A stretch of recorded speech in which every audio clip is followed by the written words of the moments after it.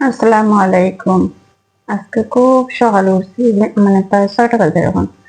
তো আমি নামাজটা পড়ে রয়েছি, নামাজ পড়িয়ে কেন গরম পানি বসালাম। আমি বিটরুটের একটা জুস আনছি, যেটা ফ্যাট কমায়, কি ফ্যাট বার্ন করে। তো এখন আমি এই জুসটা খাই। আর জুসটা আমি বেশি দিন ধরে খাই না, এমনিতেই সকালে উঠে গরম পানি খাই। তো কয়দিন ধরে জুসটা খাইলাম, খাওয়ার পরে দেখা যায় যে খেতে হয়। তখন আমি বিটরুটের জুসটা লইলাম, পানিটা গরম হয়ে গেছে। তো পানিটা গরম হওয়ার পরে এখানে আমি বিটরুটের জুসটা মিশাইলাম। আর এই জুসটা খাইতে নানি এতটা বাজে লাগে আর কি, মানে কেটা কইতাম। আমার তো খাওয়ার একবারে রুচি নাই, কিন্তু ওই যে কিনে আনার লাগে, খাওয়া লাগে। আর দেখি কিতা হয় আর কি। অনলাইনে তো এখন অনেক ধরনের জুস পাওয়া যায়। তারপরে আমি ওকে আনছি। তো আমার বোনিটা খাইছে, খাইয়া হয়েছে, অনেক উপকার পাইছে। তো আমিও লইয়া আইছি। পানিটা খাওয়ার পরে এখন গ্লাসটা পরিষ্কার করে নিলাম, গ্লাসটা পরিষ্কার করে রেখে দিলাম, নাইলে কিন্তু গ্লাস আবার ময়লা থাকবো জুসের। পরে আমি এলাম এখানে ওয়াজিফাটা পড়ার লাগে। আমি নামাজ শেষে প্রায় সকালে সূরা ইয়াসিনটা পড়ার লাগে। ইয়াসিন সূরাটা আমার কাছে এত ভালো লাগে। আর রাতে মুলক আর ওয়াকিয়া পড়তে খুব ভালো লাগে। তো আজকে নানি খুব ঘুম ঘুম করলো, রাতে তো একটু ঘুমাইছে। তারপরে নানি আল্লাহর একটা নিয়ামত, যখন নানি অজু করার পরে নানি এত ক্লান্ত ভাব এত দূর হয়ে গেছে। তখন আমি পড়াটা শেষ করলাম। তো সূরা ইয়াসিনটা এখন আমি শুরু করলাম। আর পড়া শেষে দেখুন ঘুম ঘুম করে যাইব কি, মনে হইব নানি যে একটা ফ্রেশ লাগে। নামাজের মাঝে সবচেয়ে শয়তান অলসতা দেয় না। আর এই অলসতা দূর হয় একদম অজু করার পরে। আর আজকে যেহেতু আমার মেয়ের স্কুলও না, তাই একটু সামান্য লেট করে উঠছি। আর এদিকে আমি বারান্দাটা করছি, মানে প্রায় 6টা বাজে। তো একবারে নিরিবিলি। আর কয়দিন ধরে বৃষ্টি হয়েছে, আজকে কোনো বৃষ্টি না। আকাশটা একদম পরিষ্কার, আর বাগানো ফুল ফুটছে, খুব ভালো লাগে বেলকুনির মাঝে। আল্লাহ আস্তে আস্তে আমার সব আশাগুলাই পূরণ করবে ইনশাআল্লাহ একদিন। আমার খুব ইচ্ছা আমার বেলকুনিটা ফুলে ভরপুর থাকতো। আর এই জায়গাটা খুব মিস করবো। মানে সকালে উঠে এই যে পরিবেশটা শান্ত, নীরব আকাশ, একদম নীরবতা, আমার কাছে খুব ভালো লাগে। আর শহরের ভিতরে তো এখন নীরবতা বলতে কোনো কিছু দেখাই যায় না, কিন্তু আমরা এলাকাটা এত নীরব। সকালে আর দেখুন আমার বাগানে সাদা সাদা ফুল ফুটছে, মনটা মানে এতটা ভরে যায় কি ফুলটা থেকে। সেখানে কিছু আগাছা হয়েছে, তো আগাছা গুলো পরিষ্কার করতাম না, যেহেতু আমি একটু বড় হইমু। আর আমি তো এই বেলকনি লেগে গাছগুলো আনছি না, আনছি আমি নতুন বাসা লাগে। আর বৃষ্টি যেহেতু হইছে, এখন ঘরের ভিতরে কাপড় মেলিয়ে দিছি শেষ করবো না পারি। আমি কিন্তু ঘরের ভিতরে খুব কম পরিমাণে কাপড় মেলে, কিন্তু আজকে বাধ্য এনে শুকনা এনে দিকে কাপড় গুলা ওয়াশিনে তো দইয়া দিলাই, তারপরে একটু শুকানি লাগে। এরপরে আমি আমার বিছনাটা তুলে নিলাম। আমি যেহেতু নিজে ঘুমাই, আমি মা আর আমার মেয়ের উপরে ঘুমাই। বিছানা তো অবশ্যই আছে। তারপরে আমি তারা এখন ঘুমাইতে এতটা কমফোর্টেবল বোধ করে। আমার কাছে নানি মার একটা কেরান আছে নানি, এটা আমার কাছে যে ভালো লাগে তাই না রান্না। তো আল্লাহ কারে যে কোন রাখছেন, আল্লাহ নির্ধারণ করে রাখছেন। আমি তো একটু ঘুমাই গেছিলাম, গিয়া ঘুমানোর পরে এখন আমি হচ্ছে ডিম সিদ্ধ দিতাম। আইয়া 3টা ডিম বয়ারাম চা বইছে। এই তখন গ্যাসের চুলাটা জ্বলেন না, গ্যাসটা শেষ হয়ে গেছে। জ্বলা মাত্রই মানে নিম গেছে।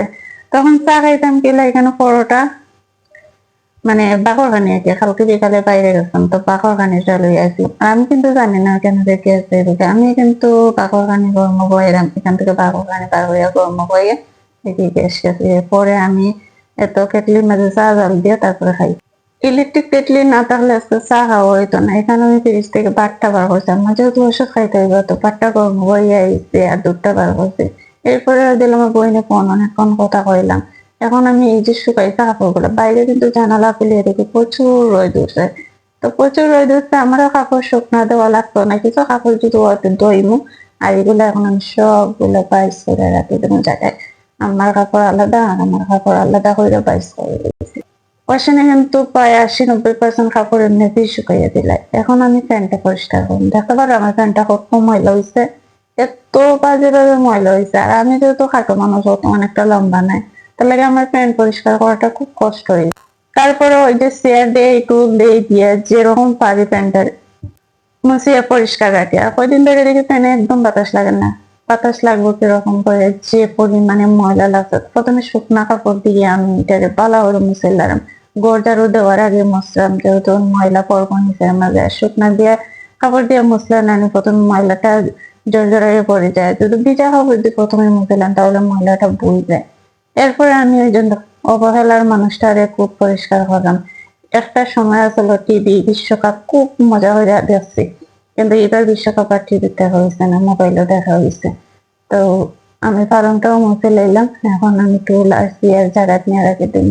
জায়গাটাকে এখন আমি ঘরগুলো সুন্দর মতো ঝাড়ু দেওয়ার আগে বিছনাটা আগে টানাইয়া উনিয়া পরিষ্কার হয়ে এখন বিছনা কম ময়লা পড়ছে।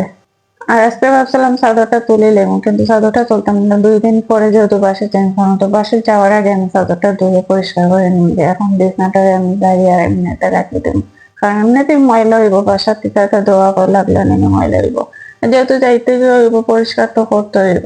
আর যখন বেলকুনির মাঝে ওই যে ফুলগুলা পরে গাছে পাতা পরে, আমার ওখানে নিজে ভালো লাগে, গ্রামের একটা অনুভব।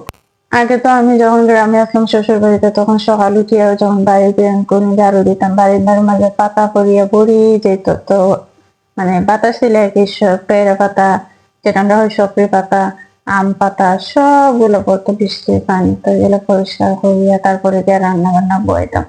তো এখানে তখন দরজার ফাঁকে যে ময়লা মানে ঘুনে ফুকায় ধরছে, এটা কিন্তু সব সময় হয় না, এটা খালি ওই বৃষ্টির সময় দেখা যায় না এরকম ঘুনে ফুকা দরজা থেকে যখন ঘোড়া বাইরে হইলে না ময়লা হয়ে যায় এখানে মধ্যে। তো আজকে কোনো রকম ডাইনিংটাও জারি লাগাম, আজকে ডাইনিং পালা করে ক্লিন করতাম না। এমনিতেই গ্যাস নাই কি, খালি চা খাইছি, মনটা এমনিতেই খারাপ যে আমি দুপুরে কিতা রান্না করতাম আর সকালের নাস্তা খিতা করতাম, কিচ্ছু ভাবতে পাইলাম না বিকেলে কিতা করতাম, গ্যাস যেহেতু নাই। তাই আমি কানটা মুছে লাগাম কিচেনের উপরে ক্যাবিনেটটা। তো ক্যাবিনেট মুছতে মুছতে মনে হইলো 2টা আম আছে, একটা আম আমি হাঁটিলে এখান থেকে, আমগুলা কিন্তু অনেক বড় বড়। তো এই আমটা পাকছে, দেখা যায় 2টা পাকছে, এটা বেশি পাকছে, আর একটা রাখি দাম পরে দেখা হবে। তো আমগুলা কাটা শেষ, এখন আমি আমগুলা লেগে গেলাম আমার আম্মার দ্বারা আমি করে দিলাম। আর তাইরে এদিকে আমি ইলেকট্রিক টিকলি দিয়ে একটু চা আছে, তাইরে চাটা মিলাইয়া দিলাম, তাই চাটা খাইলে ওদিকে। তো চাটা মিলানি শেষ, তাইরে দিয়া অনলাইন থেকে যে আমি রেগুলার অর্ডার দিছি, অনলাইন থেকে রেগুলার অর্ডার দিলাম। এই তখন আমি 2টা অর্ডার দিছি, আমার ইচ্ছা আমার নতুন কিচেনটা খুব সুন্দর করে সাজাইতাম। এখানে আমি গুছাইয়া খাইলে বুঝছি, তারপর আমার বাসাটা চেঞ্জ করতে হলো। এখন আমি যে নতুন কিচেনটা আমার সুন্দর করে সাজাইমু, তো আমার দেখো তখন ভিডিও গুলা নতুন কিচেন নতুন বাসা কিভাবে সাজাই। অবশ্য আমার এত বড় বাসা না, আমার গল্প মারানোর কোনো কিছু না। এখানে যখন সাইডটা দিয়ে দিচ্ছে 3 নাকি, তো ওইখানেও আমি ক্লাব সেটিং করবো সবগুলা জিনিস, ছোট্ট ভিডিও গুলো আমার দেখতে থাকুন। যদি আমার ভিডিও গুলো আপনার ভালো লাগে অবশ্যই আমার চ্যানেলটা সাবস্ক্রাইব করুন।